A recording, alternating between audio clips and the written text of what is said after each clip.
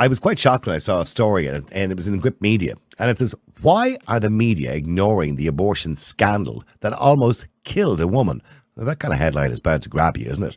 And this week, Gript broke a shocking story around abortion in Ireland that showed that the women's lives are being put in danger by the blind and willful determination not to provide ultrasounds when women seek abortion, presenting an alarming and disturbing case where a woman could have died. Medical experts working in Limerick Maternity Hospital said that the practice of not offering ultrasounds before prescribing abortion pills could lead to maternal deaths. Niamh Brian is an author in Grip Media and she joins me on the line. Niamh, good afternoon to you. Hi, Niall.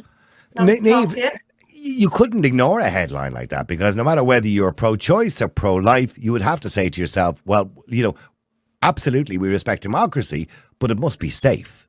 And this doesn't seem to be safe, does it? Well, here's the thing now, and maybe I talk about the case and then come back to that point you just raised there, which is that it is being ignored. You're not seeing this story on RTE, you're not reading about it in the Irish Times or the Irish Independent. And we're being told consistently, and we have been told for at least a decade, that women's safety is paramount in relation to healthcare, in particular healthcare around abortion, and that in fact we were told that we should repeal the Eighth Amendment precisely because we were told we needed to do so to keep women safe. Yet we have this case that was written up, by the way, in the Irish Medical Journal. This is not, an anecdote. This is not hearsay. This is not somebody sharing information on social media. Yes, it's not a red herring story or something like that. Yeah, I know. Absolutely. This was written up by doctors working in obstetrics and gynecology in Limerick Maternity Hospital. And they wrote up, you see this very often in medical journals, where doctors will think that a particular case is so important or that you have so much to learn from a particular case that they'll write it up in a medical journal where it's peer reviewed and then it's accepted and published. And they wrote up about a case of a woman who went for an abortion and she was given abortion pills. And if people think back to 2018, when the abortion law was being put through the door, and probably people didn't follow that closely, really. The referendum was over, they were going to legalise abortion, and people didn't follow the ins and outs around the law. But Carol Nolan, the independent TD, put forward a very important amendment to the law. And she asked Simon Harris to put a clause into the legislation, which would ensure that if a woman was having an abortion, and she was getting the abortion pill, that she would get an ultrasound before that abortion, okay? And the reason for that is because if you don't have an ultrasound, you can't see where the baby is growing. And sometimes women have what's called an ectopic pregnancy. And that's where the baby comes down the fallopian tube. If you think back to your biology class, okay, the sperm hits the egg, and then the egg comes down the fallopian tube and it becomes embedded in the womb where the baby grows. But sometimes, and it's not as rare as you think, right? The baby gets lodged in the fallopian tube or somewhere outside the womb.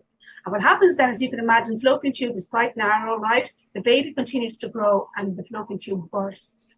And that, as Dr. Trevor Hayes said, is a life-threatening gynecological emergency. What would happen? Sorry, pardon my ignorance, Niamh, because as a man, obviously, I don't understand as much as women do. But in a normal pregnancy, in a continued pregnancy, what would happen in those circumstances in an ectopic pregnancy? What would happen? Oh, it's always life-threatening. Always life-threatening. Like the fallopian, and before you had ultrasounds and things like this, okay, very often, suddenly the woman would be in huge pain, they would be bleeding, everything would get worse very fast, do you understand? And we brought to the hospital, it would be an emergency situation.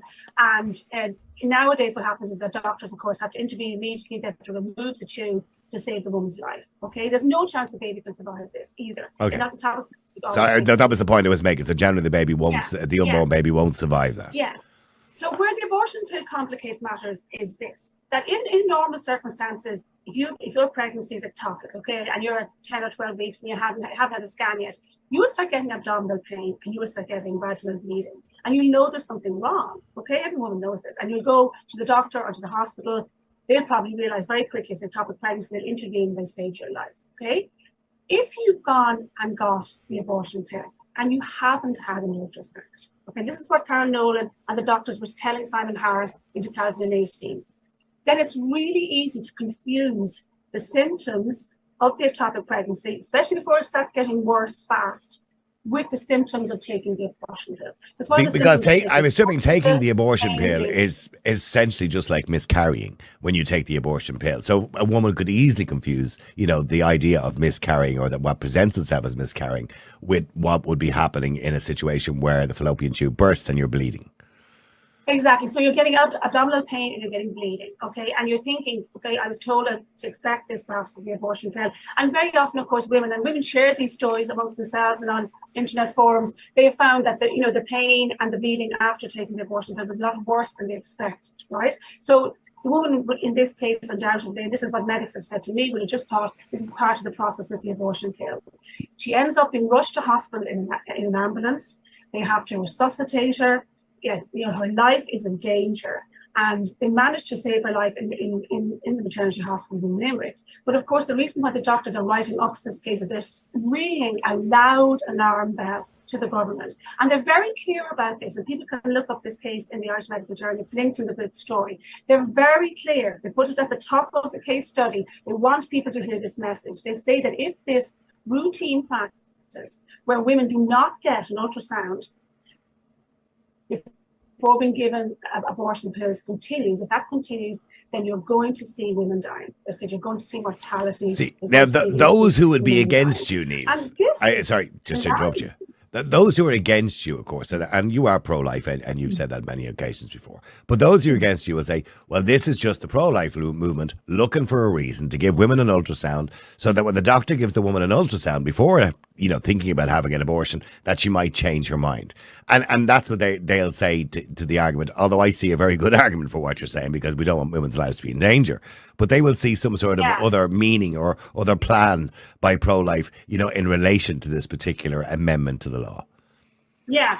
Well, you see, I don't think it matters that I'm pro-life. And I don't think it matters what the stance of the doctors who wrote up that case in the Irish Medical Journal. They probably don't have a public stance, and or maybe some of them are pro-life and some of them are absolutely in favour of legalised abortion, right? So, I mean, the abortions have been performed in maternity hospitals now, so it's not the case you've got all these pro-life doctors writing articles in medical journals. What they're concerned with is women's safety, and they are saying, if you continue with this practice where you're not giving ultrasounds before women take the abortion pill, you're putting women's lives in danger. And I talked to Trevor Hayes, who's people might know him as a consultant obstetrician gynecologist in Kilkenny Hospital, a very well respected senior medic. And he said it's now paramount. That's the word he used, paramount, for the Minister for Health to intervene and to change this process. But do you really think that's going to happen when you've got a minister at the moment, listening to lobby groups who are not only who don't agree with you and don't agree with that, they also want to remove the 3-day waiting period. They want to extend from 12 to 24 weeks or even further if they had their way, and they're basically trying to loosen up the laws rather than tighten the laws. I mean, it's unfortunate, and I think you're absolutely right, because nobody wants to see women's lives being put in danger, no matter how rare it might actually be, but they don't want to see women's lives in danger. The chances of them doing this are probably very slim. Well, I would have agreed with you, I think, Niall, a month ago. And I think something happened on March the 8th that was like a political earthquake for the government and for the opposition, for Sinn Féin as well. We're very supportive of liberalising these laws, and we're very opposed. Like Sinn Féin, we're up there with Simon Harris and Stephen Donnelly in the Dáil in 2018 when Carol Nolan was offering this very reasonable and sensible amendment, which was backed by nurses and doctors. And they savaged her. They tore into her. It was a really nasty, ugly debate. And they insisted, you just want to do this because you want women to have an ultrasound, you want them to see maybe the baby's heartbeat. Yeah, and become all maternal. Yeah. There's probably wrong with that anyway. But in any case, they're not saying that now. These are doctors in Limerick Maternity Hospital who are they're ringing a bell now. They're ringing a loud alarm bell to the government saying, if you don't do something, women's lives are in danger and they're going to die. But I think you're correct. Like, if this was January and this case is written up and we were talking about it here now and the media were doing their best to ignore it, you're probably correct that, Harris and the rest of them would just say, yeah, we can do whatever we want.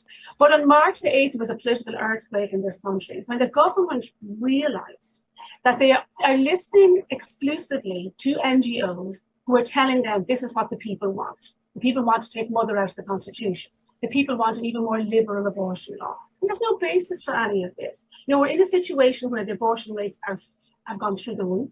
almost 10,000, looks like now, in 2023. And there's a great many people, I think, who voted yes, who are deeply uncomfortable with that. But we were told at the time, we were told by those who advocated for the time that it wouldn't increase the numbers. The numbers at the time were a little over 3,000. Now we have tripled those numbers, so we've gone up quite substantially, which really makes a liar out of those people who kind of advocated for it at the time. But I mean, what has the minister's reaction been? I mean, Stephen Donnelly, is he aware of this?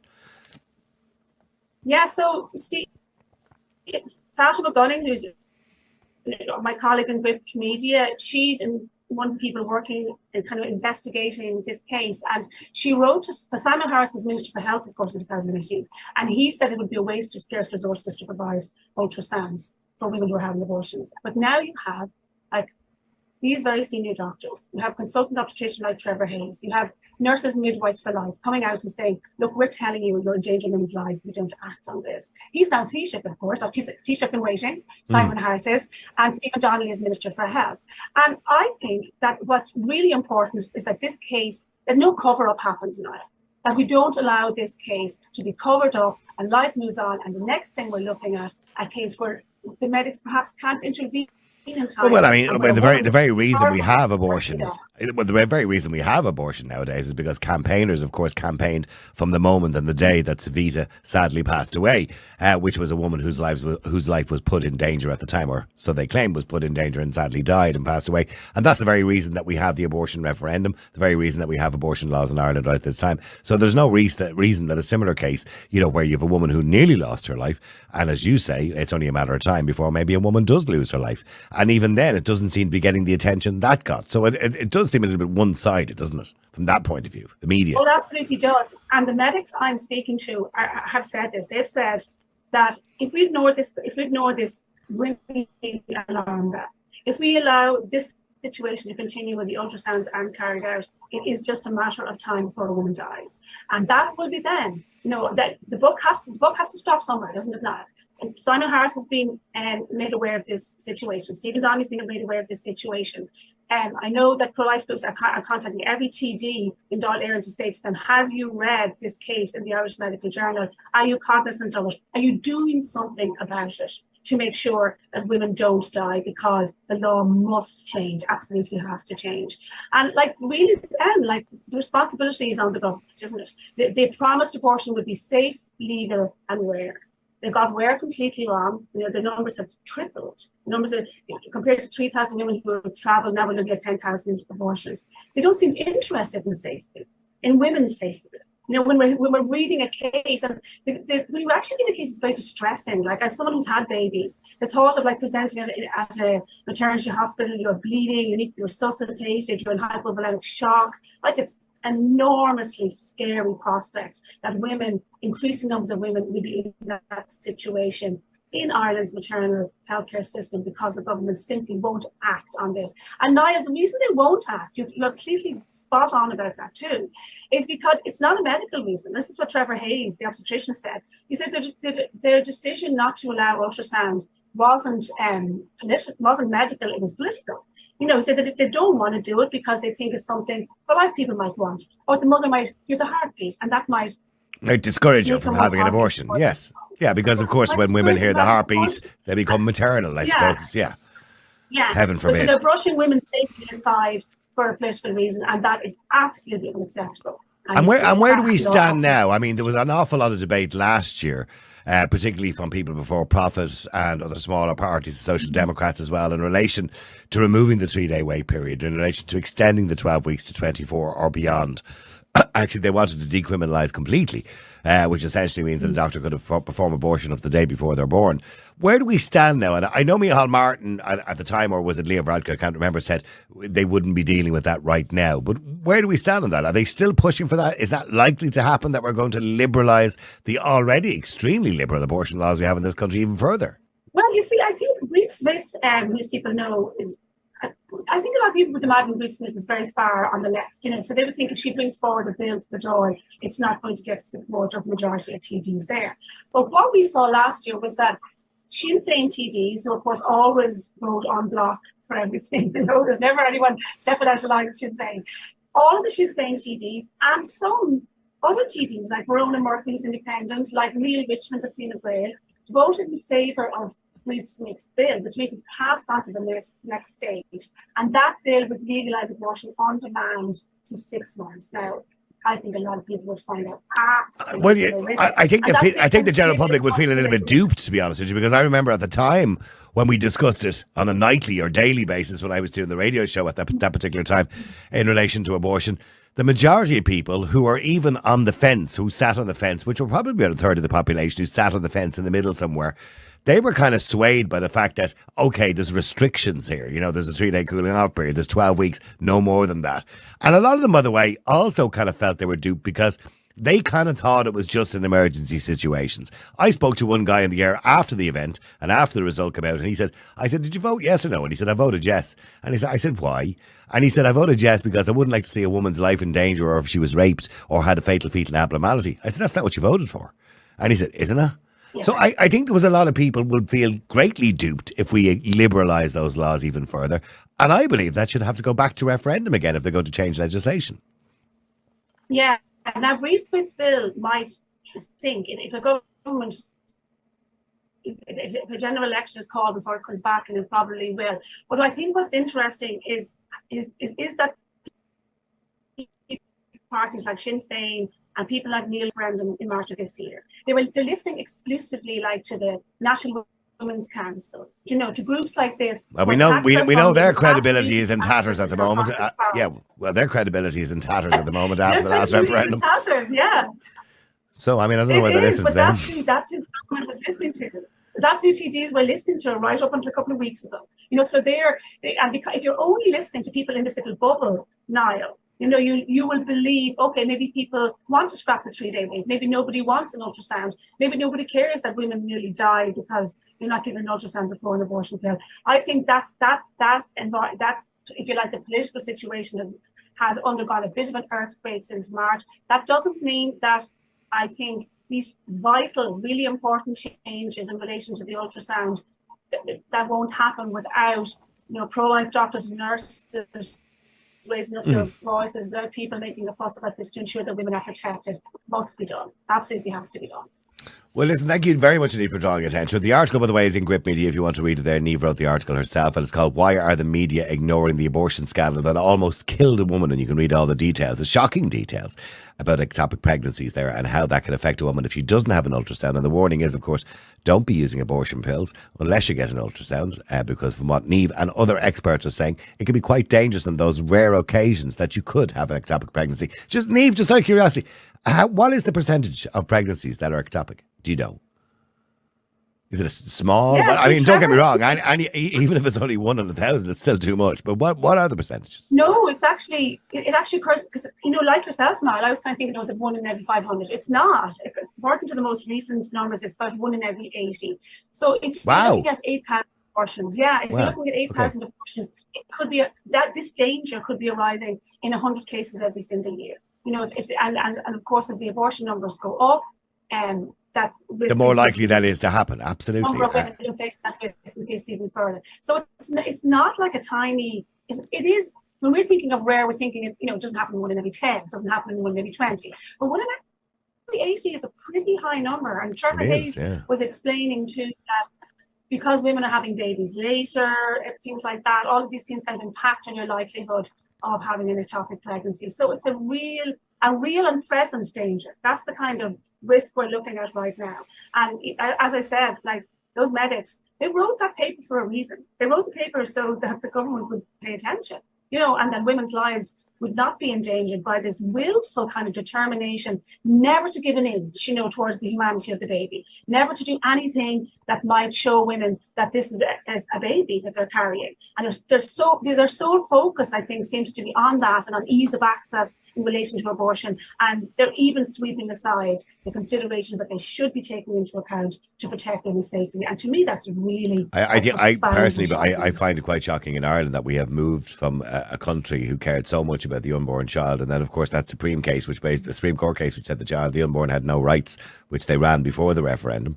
I just find it shocking that we have moved to that attitude that we kind of don't seem to care as much as we used to about the unborn child. But mind you, what I always found fascinating was that I had a girl on the air in the studio with me during the abortion referendum, and she was pro-choice. And she kept referring to the unborn child as a fetus or a clump of cells and all the terminology. And by the way, I know there's terminology on both sides of the argument. I hear pro-life people calling people murderers every now and again. So there is terminology that's used, triggering terminology. But she kept using this, and then she even called it a zygote at one stage. And I remember about a year and a half later, 2 years later maybe, she was out campaigning. Of course, she was one of the lead campaigners. And 2 years later on her Facebook page, I spotted a little baby scan. She was pregnant, and I was delighted for her. She put the scan up, and she says, "Here's the first picture of my new baby." And I went, "That's quite ironic, isn't it? That you're now calling it your baby." But it wasn't a baby; it was a clump of cells 2 years ago. It's only a baby if you want it, it seems. No, that's it. Because I think we touched, Niall, there on the fact that women very often find, like, leaving aside ectopic pregnancy in this particular case, and women have said anecdotally, and funnily enough, the Abortion Rights Campaign actually did include this in their report around the provision of abortion in Ireland, that very often when women do take the abortion pills, it's more frightening for them in terms of bleeding, in terms of pain, much more an intense an experience, I think, than they thought it would be. But of course, what we've learned from other stories is that very often they get a huge fright too when they see their baby, because your body expels the baby after you take the abortion pills. And even though sometimes it might only be like a 10 or 11-week-old little baby, they're shocked, really shocked when they see how fully formed the baby is. Imagine. How you can find the baby. It's terribly upsetting. And, until very recently, the HSE had up on its website the advice that you should flush what they call the pregnancy remains down the toilet. And I just think there's no respect for the mother or the baby there now. You know what I mean? There's no real. Even you saying that actually is quite upsetting to listen. Now, I know it happens, and that's just life, And again, I say I respect democracy. Yeah. But even you saying that, to flush it down the toilet, you're literally flushing your life down the toilet. And it is, for a lot of people, maybe that's a realisation. But listen, thank you very much indeed, Niamh Breen. Thank you for joining us today and raising the issue.